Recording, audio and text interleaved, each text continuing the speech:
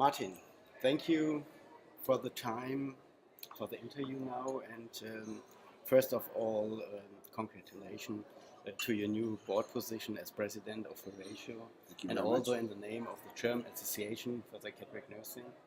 And Martin, what do you think, what will be the main tasks for Horatio in the next 5 years? I think that the primary task, of course, is to continue the work of previous boards, and that means that we have to raise the profile of psychiatric nursing within Europe and and beyond those borders as well.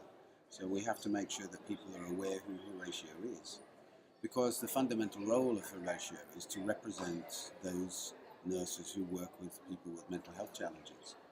And there are approximately 360,000 of those in Europe, so we have a big task. But I think the primary role is probably to make sure that organisations like the EU, WHO and some of the funding bodies are aware of Horatio, because our main task is to represent psych nursing, mental health nursing in any sphere that we can find where there should be representation for us. Up until 2005, there was no mental health nursing representation in any pan-European board, in any pan-European organisation. So EFN, WHO, EU had nobody to go to.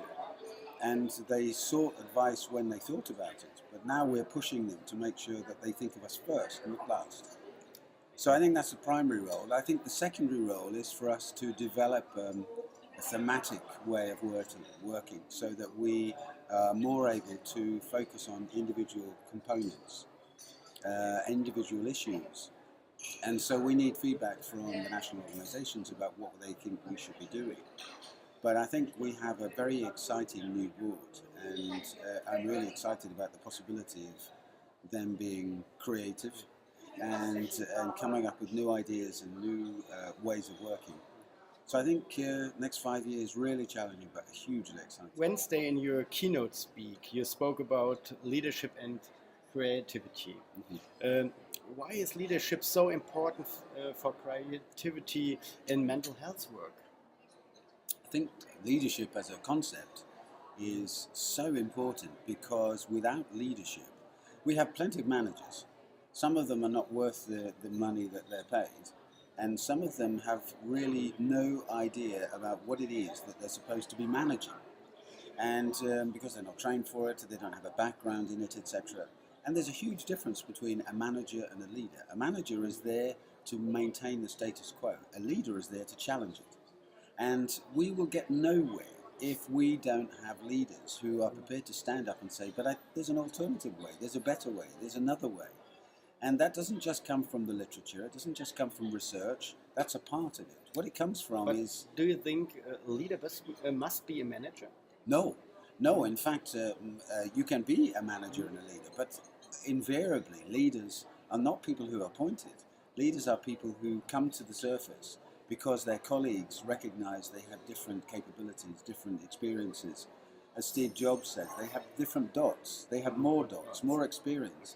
And because they have more dots, they're able to think of more alternative options. And we need leaders in mental health nursing, because without leadership, we're headless. So we're just running around in circles all the time. And managers are quite happy for that to happen, because then there's no disruption. The service just carries on ticking over nicely, but we get nowhere. And the workforce, the nursing practitioners, become demoralised, frustrated, because they're not in a position to expand and put their ideas into operation. And of course our patients will suffer. You know, the more creative we can be, the better the service we offer. What are the 3 main aims for you in your presidentship? Yes. First, 2. Well, yes, because the first one is really to maintain and raise that profile of Horatio. The second one, I think, is to become more transparent to our membership, so that we're able to show what we're doing. Because Horatio, don't forget, all those individuals working in Horatio, the board and the 60 members of the expert panel, have jobs. So Horatio is almost like a hobby. It's a part-time post for many of us. And the most important thing, I think, is to show what it is, the vast amount of work that Horatio is doing on behalf of mental health and mental health nurses. and to give a sense of pride to people who are psych nurses, because they can say, well, look, this is what we're doing, these are the things we're involved in.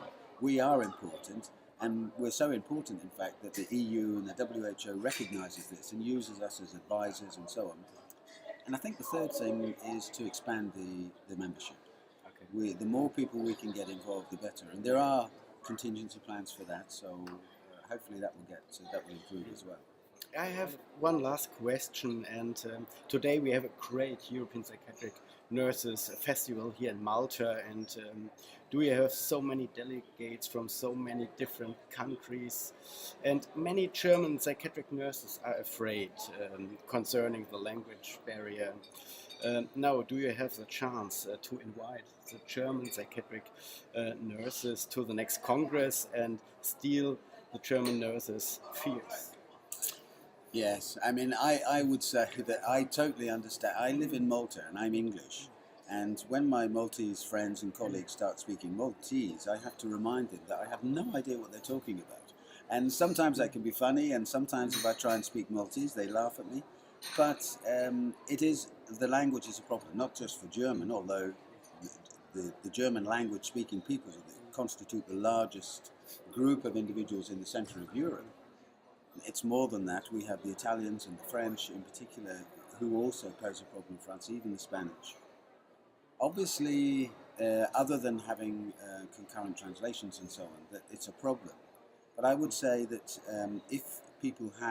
we have people here from Turkey, people from Eastern European countries whose English is not that good. The great thing about this festival is that if you don't know what somebody's saying, you just ask and they'll tell you. Or you lean over to the person next to you and say, what's this about? And they'll tell you. The festival is not about people showing off. It's about people sharing and caring about the knowledge and the understanding of other people. So I would say, if you don't have English, it's going to be a problem. But contact us and we will try and do something about translation. But if you do have a little English, come, because the friendship and the companionship that exists in this fraternity here will enable you to understand what's going on, and you'll get something. Everybody gets something from this festival. Okay, Martin, thank you very much for your time. You're welcome. Thank you, Michael.